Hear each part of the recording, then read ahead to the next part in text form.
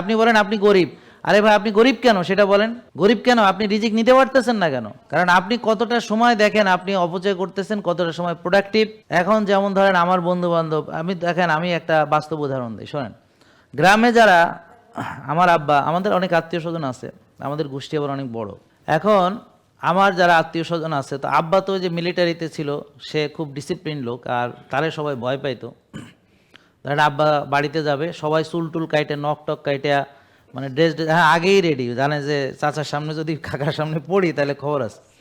তো ওই এদেরকে ওই আব্বা ধরে ধরে স্কুলে নিয়ে যাইতো, আর স্কুল ওই এরপরে আর ওরা পড়াশোনা করেনি। তো যারা পড়াশোনা করে নাই তারা এখন কি করে, কেউ বাসের কন্ট্রাক্টারি করে, কেউ জমি চাষ করে, কেউ ওদের অবস্থা ওই ধরনেরই আছে, এবং ওদের সন্তানরাও হয়তো খুব বেশি ইয়ে হয় না।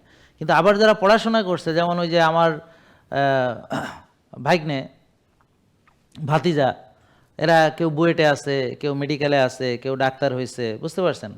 মানে ওরা আবার যারা পড়াশোনা করছে তারা কিন্তু এখন যথেষ্ট ভালো পজিশনে আসছে। তা এখন যারা পড়াশোনা করে নাই এখন বুঝতেছে যে এটা করা ভালো ছিল, উচিত ছিল, নাকি বোঝেন নাই কথা। কিন্তু ওরা ওদের সন্তানকে বুঝাইতেছে যে তোমরা পড়াশোনা করো, ওদের সন্তানরাও করে না। আর ওখানে তখন যারা আমাদের পড়াশোনা করছিল তখন তারা, এখন তাদের সন্তানরা বেশিরভাগ বুয়েটে আছে, কেউ ইঞ্জিনিয়ার, কেউ ডাক্তার, কেউ স্কলারশিপ পাইতেছে, কেউ দেশের বাইরে যাইতেছে, কেউ ইংল্যান্ড যাইতেছে, কেউ অস্ট্রেলিয়া যাইতেছে, কেউ কানাডা যাইতেছে, নিউজিল্যান্ড যাইতেছে। ব্যাপারটা বুঝতে পারছেন?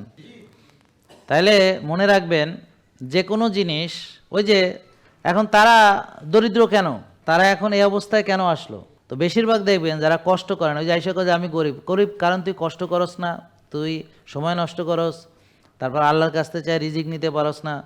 হ্যাঁ, এইটা তো তোর একটা আরেকটা ডিসক্রেডিট, বুঝেন না কথা। তা আমরা যখন পরিশ্রম করে পড়াশোনা করছি, আর তখন যারা শয়তানি বাদরামি করছে, দুইটা তো একরকম রেজাল্ট আসবে না। তা তুমি শয়তানি বাদরামি করছো, টিকটক করছো, এই করছো সেই করছো, তুমি যে গরিব, তুমি যে ইনকাম করো, পরিশ্রম করতে হবে তো। এই যে আমি ওই 24/7 ডিউটি করছি, 19 বছর 24/7 কাজ করছি, 19 বছর গ্রামে 24 ঘন্টা ডিউটি, 19 বছর কাজ করছি, বুঝছেন। দেখা গেলো টানা ছুটি টুটি নিয়ে টানা চলতেছে, এরকম বহুদিন। তো পরিশ্রম করতে হয়। আপনি পরিশ্রম করবেন না, আইসা করবেন আমি গরিব। হ্যাঁ, তো সবাই গরিব, আমি না করলে, আমি পড়াশোনা যদি না করতাম তা আমিও গ্রামে আলসাস করতে হইতো, গরিবই থাকতে হইতো। জেকে লাইফস্টাইল লিমিটেড, ওষুধ মুক্ত সুস্থ জীবন।